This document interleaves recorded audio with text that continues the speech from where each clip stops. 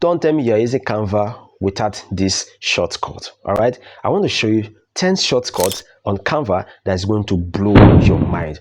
All right, guys, this is Ematalk update, and if this sounds like what is interesting to you, Canva designs and the rest of them, do subscribe to this YouTube channel because I drop more tips about Canva designs, how to make money online, how you can grow your channel as a YouTube channel. All right, guys, do subscribe, turn on your notification bell so that when next I drop another video, you'll be among the first to get it. All right, guys, let's go and let me show you this shortcut that is very essential.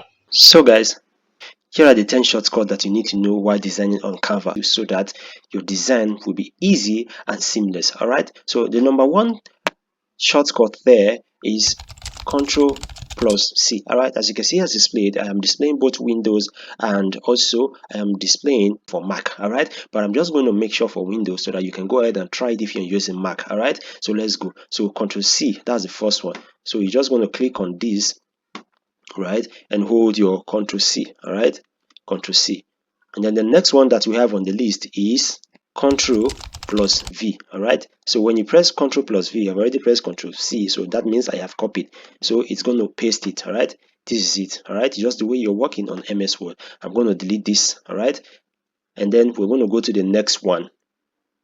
Next one is Control Z. All right, when you press Control Z, it's just going to undo what you've done. Remember, I deleted this before, but yes, it brought it back because I pressed Control Z. Redo, and which is Control Shift and Z. Right, that is going to redo what you just did. All right, now the next one is Control G, where you have to group element. Right, how to group element. So to group element, you can just click on this, like you want to highlight, you hold Shift and then you scroll down, you click on another one, another element, you hold G, and then the next thing you need to do is to press Control G. Right, as you can see, if I want to move now, I will move both of the elements by pressing Ctrl G. All right, let's go Ctrl Z to undo. All right, Ctrl Z to undo.